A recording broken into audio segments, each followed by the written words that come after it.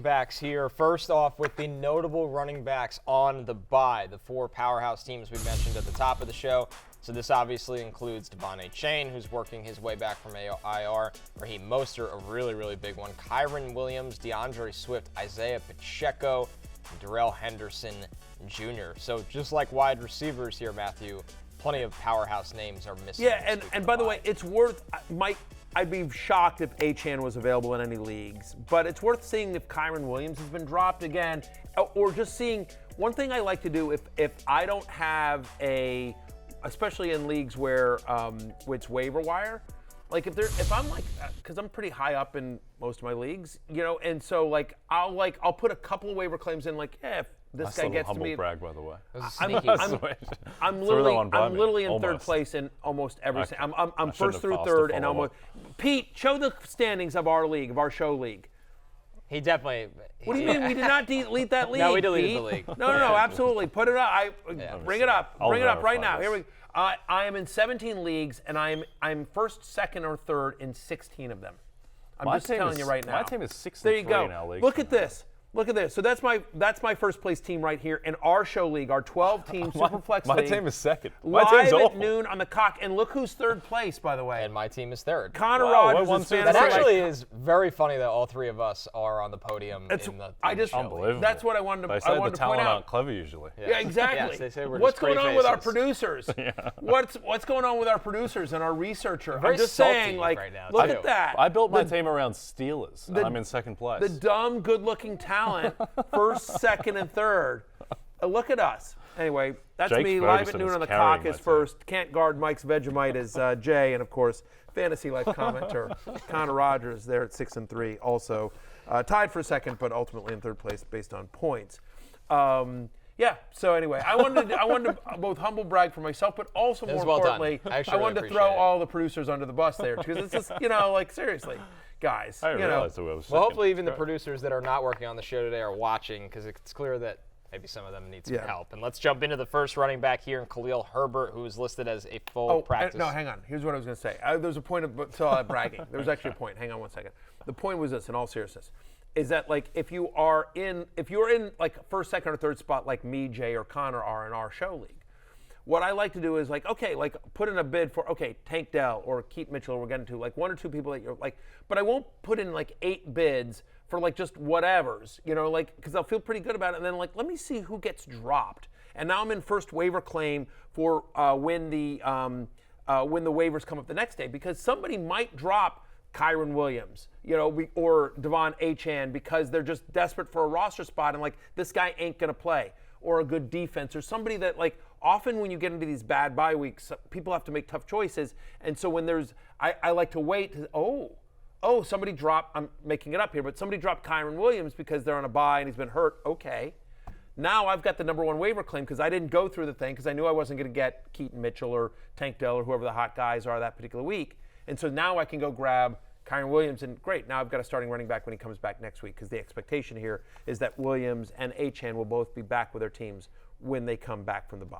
Yep. All right. Well, That's done. the idea. No, so anyway, just a little, fantasy strategy there. Khalil Herbert, he's practicing in full, or of another practiced in full on Monday. He's only available in 38% of leagues, but I'll say this, Matthew, this one definitely applies to your kind of Kyren Williams theory, because one of the most important leagues I'm in, he was just out there because people just forgot about him. The other factor of this, Jay, Deontay Foreman and Roschon Johnson are obviously very involved in this backfield right now, where there's some unpredictable nature of Khalil Herbert.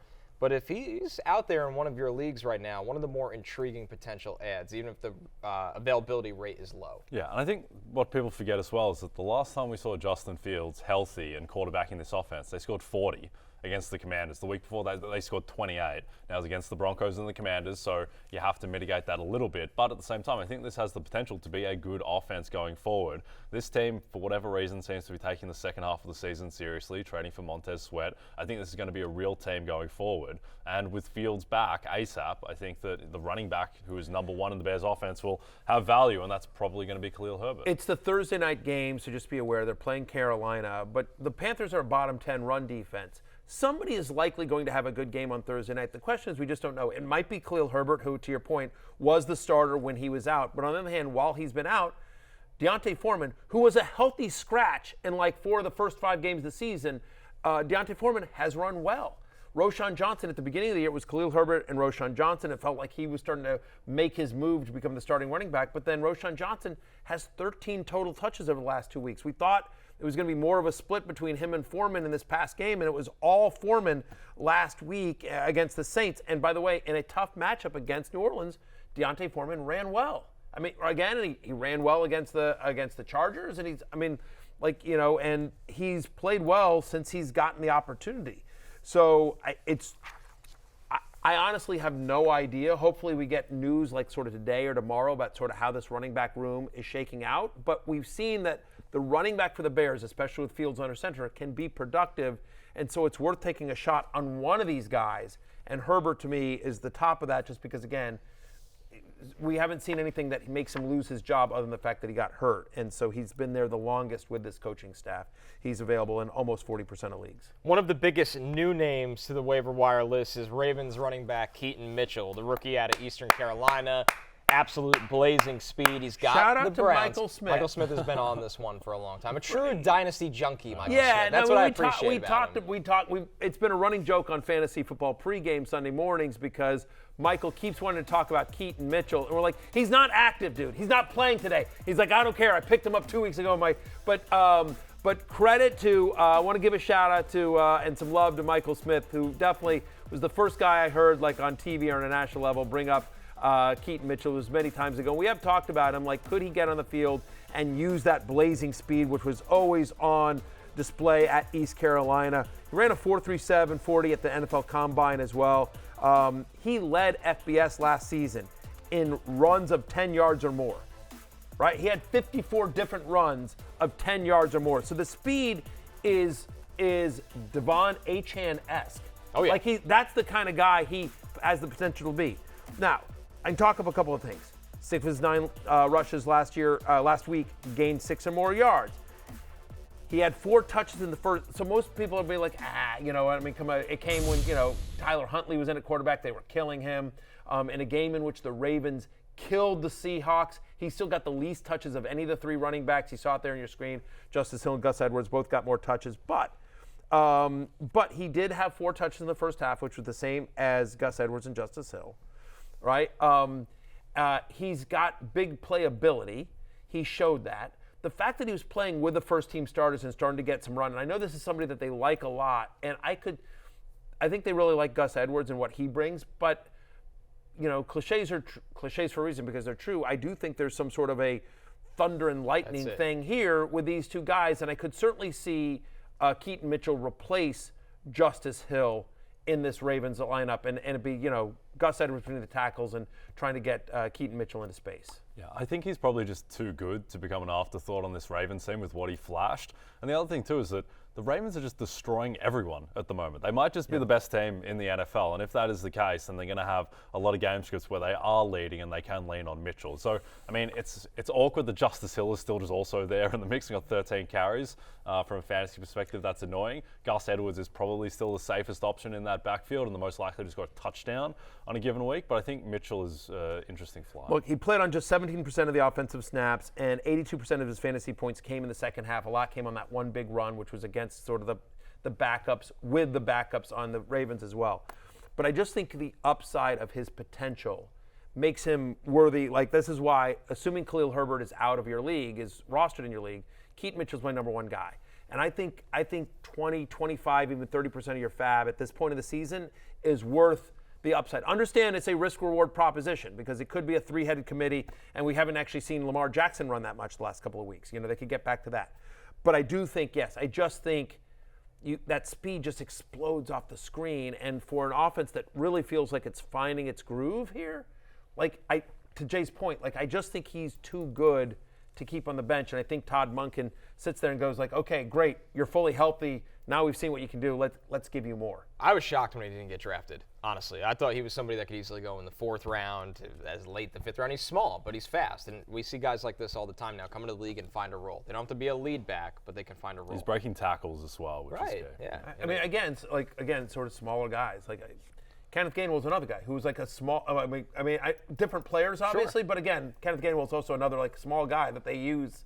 Yeah, it's just happening. I mean, Jaleel McLaughlin we talked about. We talked about Achane. Yeah. So, all right. Moving over to a much different situation with the Seahawks. Zach Charbonnet is available in 56% of leagues. And while the production, Jay, wasn't there in Week 9, the key thing is he's playing more than Kenneth Walker right now, which we don't know if that's because Kenneth Walker, what he's been dealing with over a couple weeks ago injury-wise, or if the fact that they drafted Charbonnet in the second round for a reason. Yeah, I don't think you can feel great about starting Charbonnet while Walker is still going to be active and playing in games. But the thing is that Kenneth Walker has been like banged up for like feels like 70% of his possible NFL games. Like he was on the injury report all the back end of last season, missed the start of last season. He was injured in this preseason. He's injured again now. So I think that Charbonnet, he's a guy that should be rostered everywhere just because of the massive upside. Because he's going to be he has the potential to be the #1 running back on a pretty solid offense. Yeah.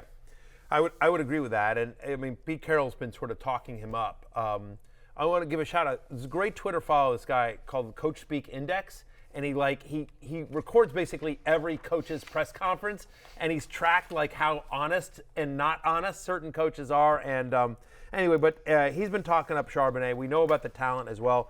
Ken Walker was not effective at all, and so I do feel like we might be getting to a scenario where Pete Carroll is one of those guys who's not scared to be like, I get it that you're the highly drafted guy and highly paid and you're like the 7th round undrafted, you're the 7th rounder, but like you're the better guy. Like, I mean, the greatest example is Russell Wilson, who I think was a third or fourth.